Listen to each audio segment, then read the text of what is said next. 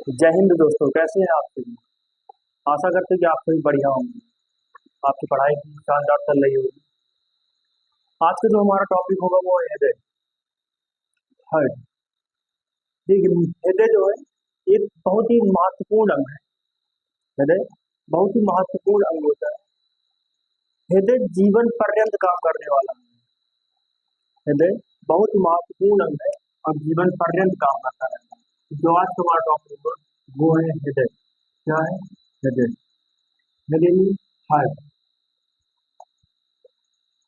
Heart. Last तक बने रहिए। ऐसा कोई भी पॉइंट नहीं होगा जो कि आप मिस कर देंगे।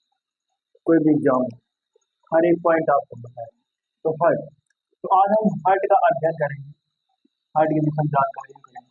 तो हार्ट का जो अध्ययन होता है, मतलब हृदय का जो अध्ययन है, हृदय का अध्ययन, हृदय का अध्ययन, याद रखना, हृदय का अध्ययन कार्डियोलॉजी कहलाता है।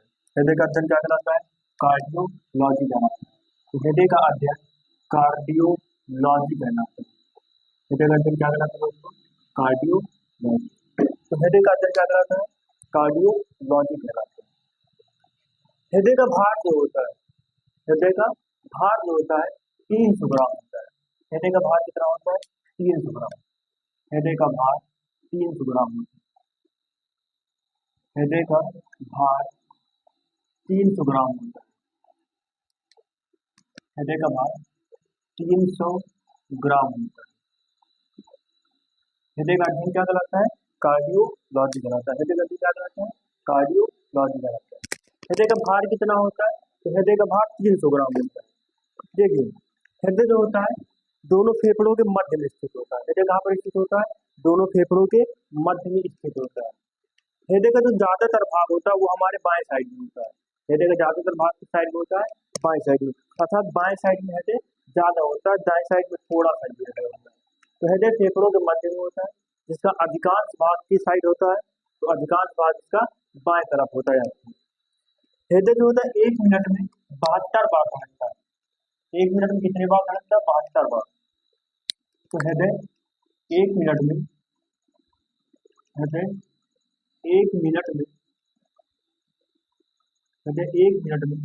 72 बार धड़कता है।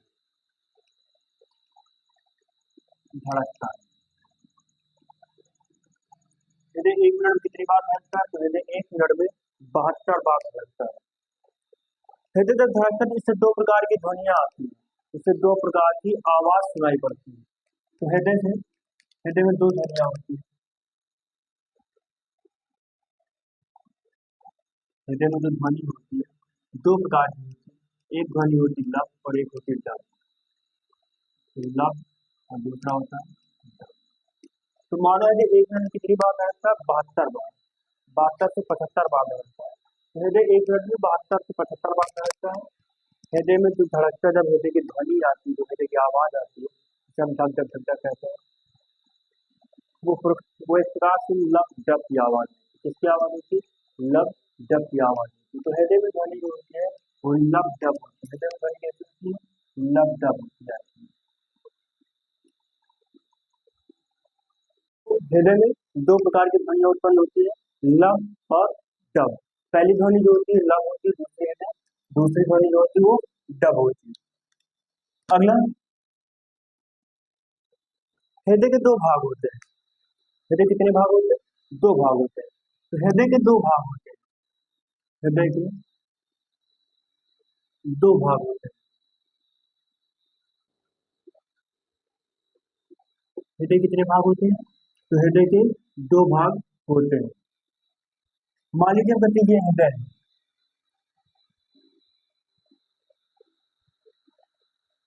ये हृदय है।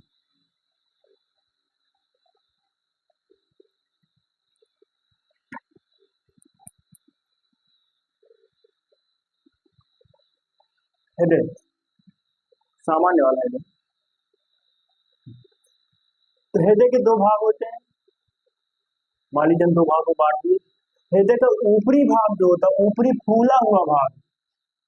हृदय के दो भाग होते हैं। हृदय का ऊपरी फूला भाग, ऊपरी फूला भाग। तो हृदय के दो भाग होते हैं, ऊपरी फूला भाग निचला शंकुरूपी भाग, हृदय का ऊपरी फूला हुआ भाग। तो हृदय के दो भाग होते हैं, एक ऊपरी फूला हुआ भाग होता है और नीचे नीचे जो होता है शंकुरूपी भाग होता है। निचला शंकुरूपी भाग, निचला शंकुरूपी भाग, शंकुरूपी भाग। तो हृदय के दो भाग होते हैं, एक ऊपरी फूला हुआ भाग होता है और निचला शंकुरूपी भाग।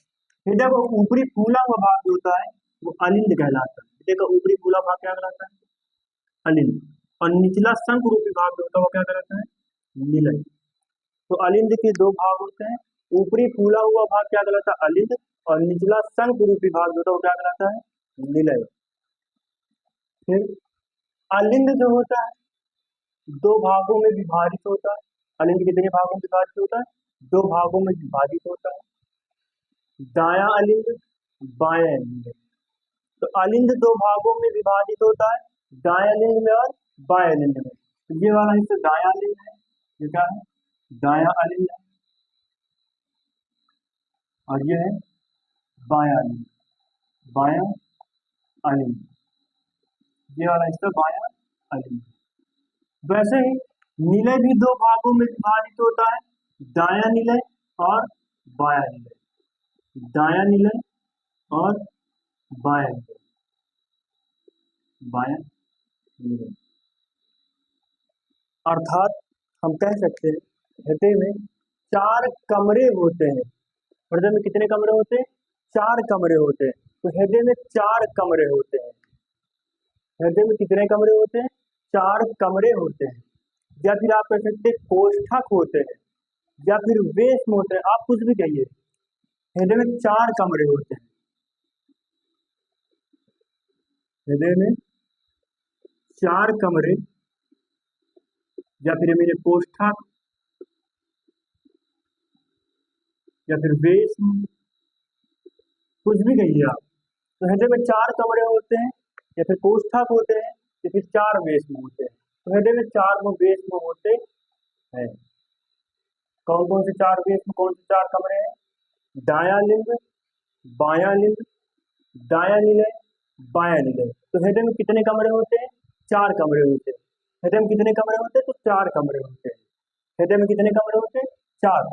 कुछ जीवों के आपको हम बता देते हैं हृदय उनका कितना कोष्ठकीय होता है। जैसे मछली, जैसे मछली, सरीसृप,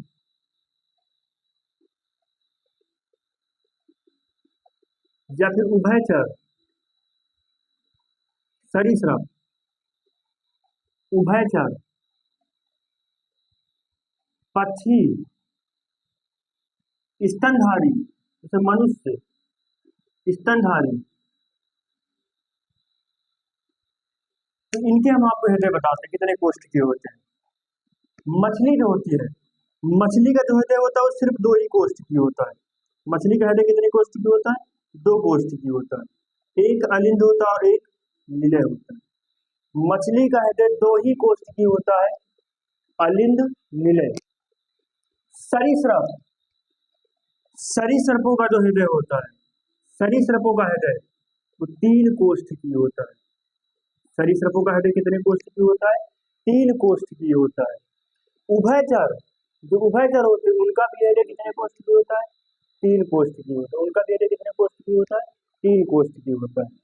पक्षी जो होते हैं, पक्षियों का हृदय चार कोष्ठकीय होता है। पक्षियों का हृदय क्या होता है? चार कोष्ठकीय होता है। वैसे स्तनधारी जो होते हैं, इन स्तनधारियों का हृदय भी था चार कोष्ठकीय होता है। मछली दो कोष्ठकीय, मछली क्या होती है? दो कोष्ठकीय। मछली का हृदय कितने कोष्ठकीय होता है?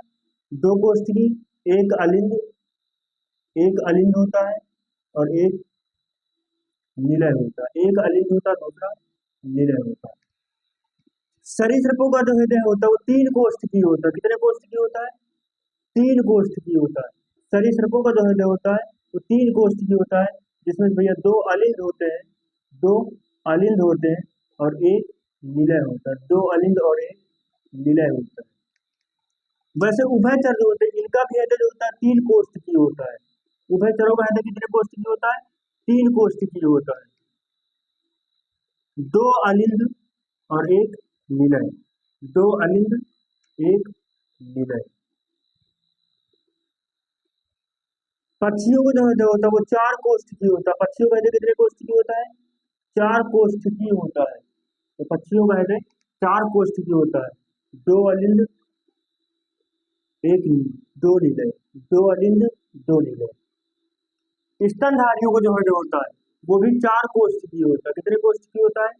4 कोष्ठकीय होता है, 2 अलिंद 2 निलय, 2 अलिंद होते हैं और 2 निलय होते हैं। आशा करते हैं आपको समझ में आया होगा। तो हृदय का अध्ययन कर रहे हैं तो हृदय का अध्ययन क्या कहलाता है? कार्डियोलॉजी। हृदय का अध्ययन क्या कहलाता है? कार्डियोलॉजी। हृदय का अध्ययन क्या कहलाता है? कार्डियोलॉजी कहलाता है। हृदय का जो भार होता है वो कितना होता है? 300 ग्राम। हृदय का भार कितना होता है? 300 ग्राम। 1 मिनट में जो हृदय होता है हमारा, 1 मिनट में जो दिल है 72 से 75 बार धड़कता है। कितने बार धड़कता है? 72 से 75 बार धड़कता है। हृदय में जो धड़कता है तो हृदय से 2 प्रकार की ध्वनियां उत्पन्न होती है। पहली ध्वनि जो होती है हृदय की उल्लाभ होती है, दूसरी हृदय की ध्वनि होती है वो डब होती है। हृदय के 2 भाग होते हैं, ऊपरी भाग जो होता है वो अलिंद कहलाता है और निचला भाग जो होता है वो निलय कहलाता है। ऊपरी भाग अलिंद और निचला भाग निलय कहलाता है। अलिंद 2 भागों में विभाजित होता है, दाएं लिंद बाएं लिंद में। निलय भी 2 भागों में विभाजित होता है, दाएं निलय और बाएं निलय में। तो हृदय में 4 कमरे होते हैं। कितने कमरे होते हैं? 4 कमरे होते हैं। तो हृदय में 4 कमरे होते हैं। हृदय में कितने कमरे होते हैं? 4 कमरे।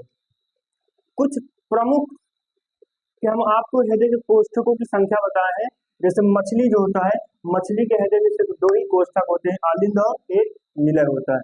सरीसृपों का जो हृदय होता है वो 3 कोष्ठकीय होता है, जिसमें 2 अलिंद होते हैं, 1 निलय होता है। उभयचर का जो हृदय होता है 3 कोष्ठकीय होता है, 2 अलिंद 1 निलय होता है।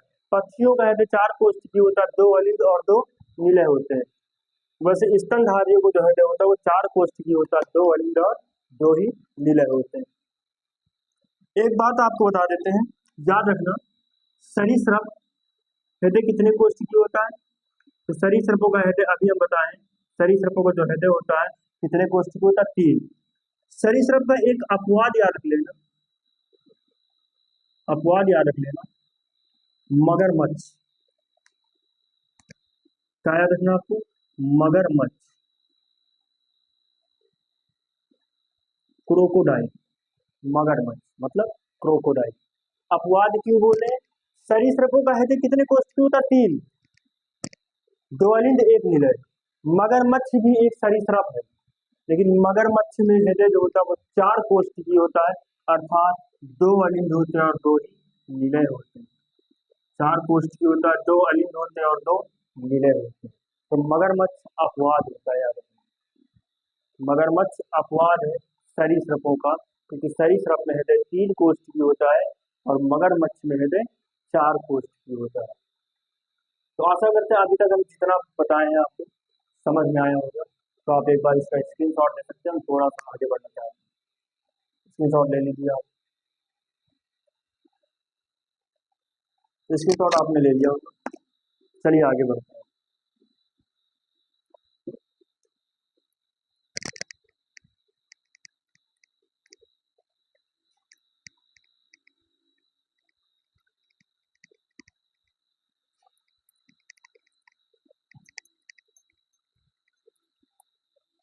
हमारा जो हृदय होता है, हमारा जो हृदय है वो बंद मुट्ठी की आकृति का होता है। हृदय किस आकृति का होता है? बंद मुट्ठी, अर्थात मुट्ठी ऐसे बंद कर ले तो हृदय बंद मुट्ठी की आकृति का होता है। किस आकृति का होता है? बंद मुट्ठी की आकृति का होता है। तो हृदय, हृदय जो होता है बंद मुट्ठी की आकृति का होता है।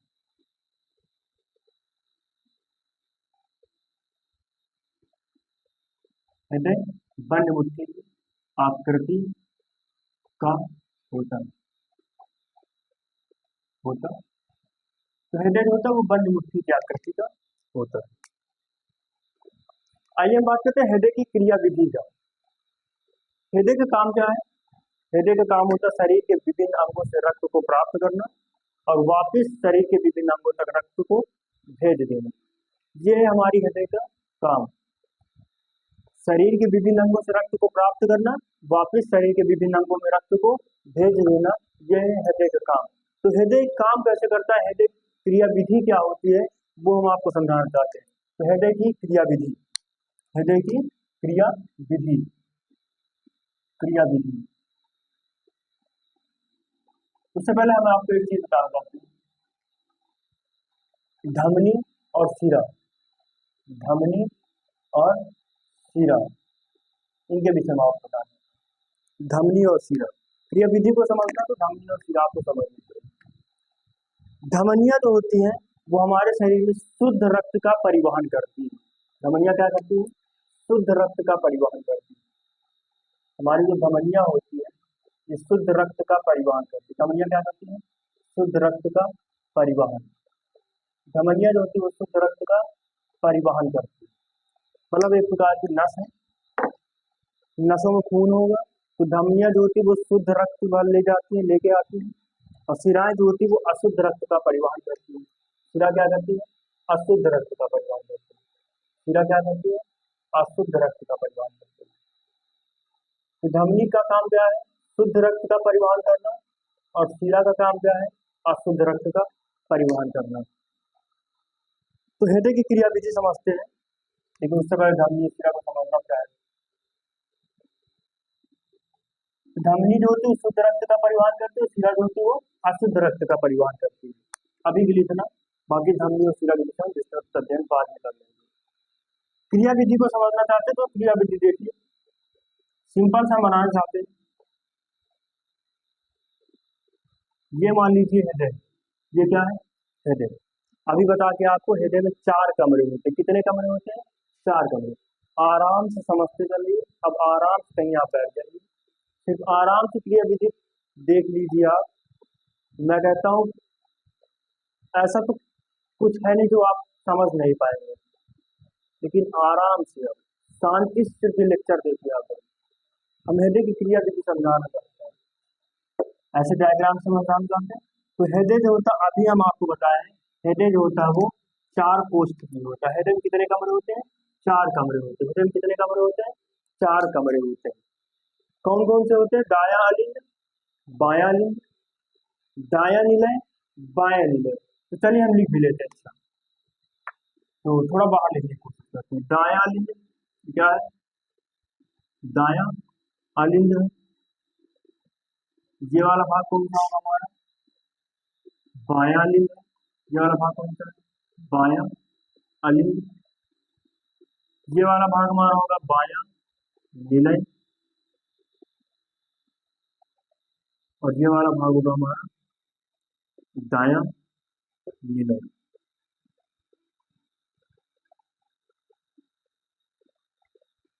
हृदय का भी हम काम क्या बताएं, हृदय का काम जो है शरीर के विभिन्न अंगों से रक्त को प्राप्त करना, वापिस शरीर के विभिन्न अंगों तक रक्त को भेज देना, बस इतना ही काम है।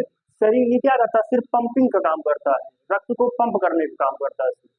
अब समझिए आप, रक्त को प्राप्त कैसे करेगा। सबसे पहले शरीर के विभिन्न अंगों से रक्त हमारे हृदय के दाएं अलिंद वाले भाग में आता है। शरीर के विभिन्न अंगों से रक्त लाया जाता है और कहां पर छोड़ दिया जाता है, दाएं अलिंद में। तो शरीर के विभिन्न अंगों से रक्त को लाया जाएगा और कहां पर छोड़ दिया जाएगा, दाया अलिंद में। रक्त जो आया है वो रक्त अशुद्ध है, रक्त जो आया है वो रक्त क्या है, अशुद्ध है। वो रक्त कैसा है, अशुद्ध। शरीर के विभिन्न अंगों से रक्त आया, कहां पर आया है, सबसे पहले दाएं अलिंद में आया। कहां पर आया है, दाएं अलिंद में आया।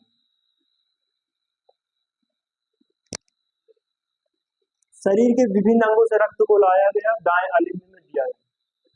जो शरीर के विभिन्न अंगों से रक्त आया वो रक्त अभी अशुद्ध है, रक्त क्या है, अशुद्ध है। शरीर के विभिन्न अंगों से रक्त को लाया गया, दाएं अलिंद में दिया गया, अभी दिया गया वो रक्त अशुद्ध है। और अशुद्ध रक्त का परिवहन कौन करता है, शिरा। कौन करता है, शिरा। अशुद्ध रक्त का परिवहन कौन करता है, शिरा। शरीर के विभिन्न अंगों से रक्त को लाया गया है, तो विभिन्न अंगों से जो रक्त लाया गया है, इसका मतलब जो हमारी शिरा है वो कहीं ना कहीं मोटी होगी। वो क्या होगी, मोटी होगी, क्योंकि शरीर के विभिन्न अंगों से रक्त को लेके आ रही है, तो कहीं ना कहीं वो मोटी होगी। तो शरीर के विभिन्न अंगों से रक्त लेके आई शिरा, तो इस शिरा को हम कहते हैं महाशिरा। इसे क्या कहते हैं? महाशिरा। इसे क्या कहते हैं? महाशिरा। ये भी है हमारी महाशिरा। महाशिरा ऊपर से, तो इसे हम अग्र महाशिरा कहते हैं। क्या कहते हैं? अग्र महाशिरा। और इसे हम कहते हैं पश्च महाशिरा। इसे हम क्या कहते हैं? पश्च महाशिरा। तो अग्र महाशिरा पश्च महाशिरा रक्त लेके आई, और कहाँ पर आगे रक्त? कहाँ पर आया? दाएं अलिंद में। कहाँ पर आया? दाएं अलिंद में। दाएं अलिंद को रक्त दे दिया गया। दाएं अलिंद से रक्त आया दाएं नीले में। दाएं अलिंद से रक्त कहाँ पर आएगा? दाएं नीले में। लेकिन जब एक कमरे से दूसरे कमरे में जाना तो कहीं ना कहीं दरवाजे की आवश्यकता पड़ेगी, कपाट की आवश्यकता पड़ेगी। तो दाएं अलिंद और दाएं नीले के बीच में कपाट होते हैं, और उस कपाट का नाम याद रखना। दाएं अलिंद और दाएं नीले के बीच जो कपाट होता है उसे हम कहते हैं त्रिवलनी कपाट। उसे हम क्या कहते हैं? त्रिवलनी कपाट। दाएं अलिंद और दाएं नीले के बीच में जो कपाट होता है उसे हम कहते हैं त्रिवलनी कपाट। उसे हम क्या कहते हैं? त्रिवलनी कपाट। तो इसे हम कहते हैं त्रिवलनी कपाट। इसे हम कहते हैं त्रिवलनीय कपाट। क्या कहते हैं? त्रिवलनीय कपाट। दाएं अलिंद और दाएं नीले के बीच में जो कपाट उसे हम कहते हैं त्रिवलनीय कपाट। इन कपाटों का एक काम है, दाएं अलिंद से जब रक्त दाएं नीले में आएगा तो यहां से यहां तो आने देगा, लेकिन वो वापस रक्त को जाने नहीं देगा। वापस रक्त को जाने नहीं देगा। तो समझिए, शरीर के विभिन्न अंगों से रक्त को लाया गया अग्र महाशिरा और पश्च महाशिरा द्वारा कहां पर दिया गया? दाएं अलिंद में। कहां पर दिया गया? दाएं अलिंद में। दाएं अलिंद से त्रिवलनीय कपाट से होते हुए रक्त कहां पर आएगा?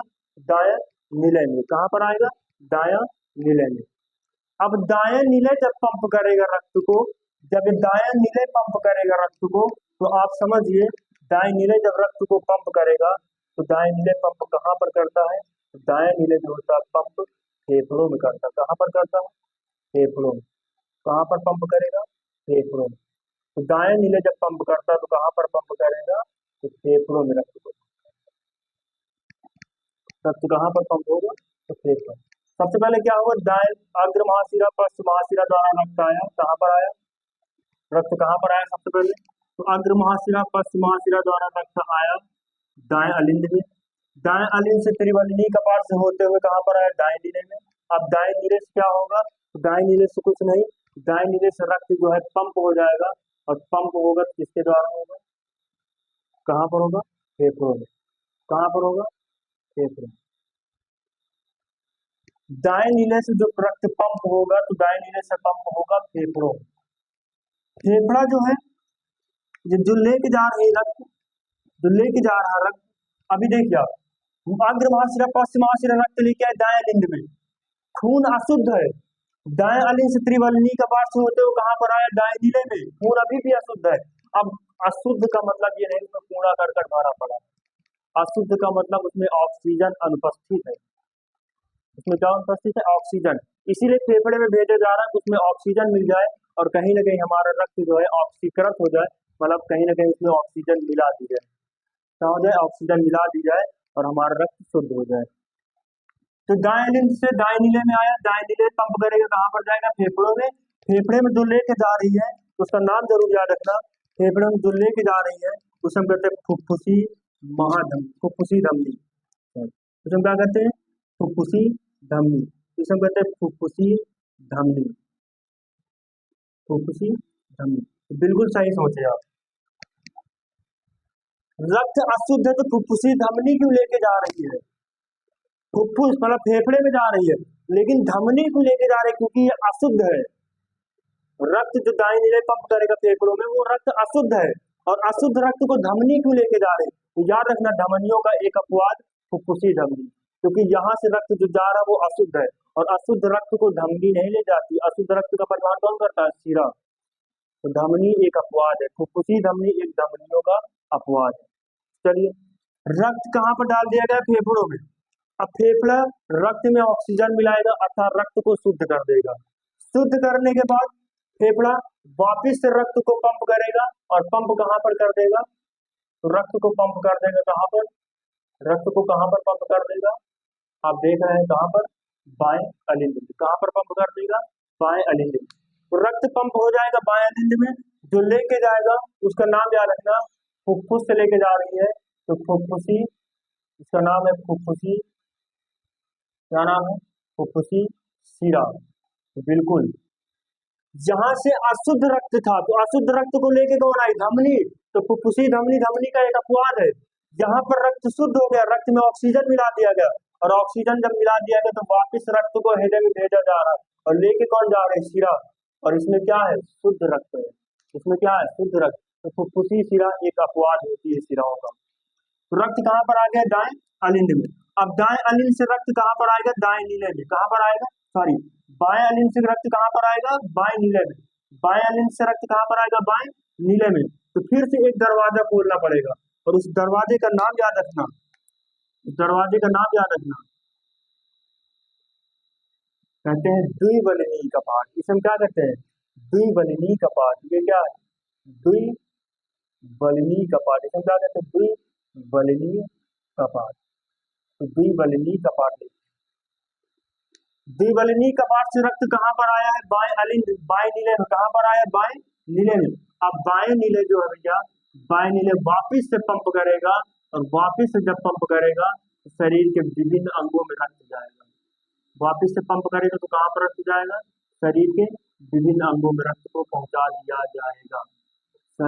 कहाँ पर पहुंचा दिया जाएगा, शरीर के विभिन्न अंगों में रक्त को पहुंचा दिया जाएगा। लेके कौन जाएगा, तो याद रखना, पूरे शरीर से रक्त जो लेके आई वो महाशिरा थी, और पूरे शरीर को जो शुद्ध रक्त लेके जाएगी वो क्या होगी, हमारी महाधमनी होगी। क्या होगी, महाधमनी होगी।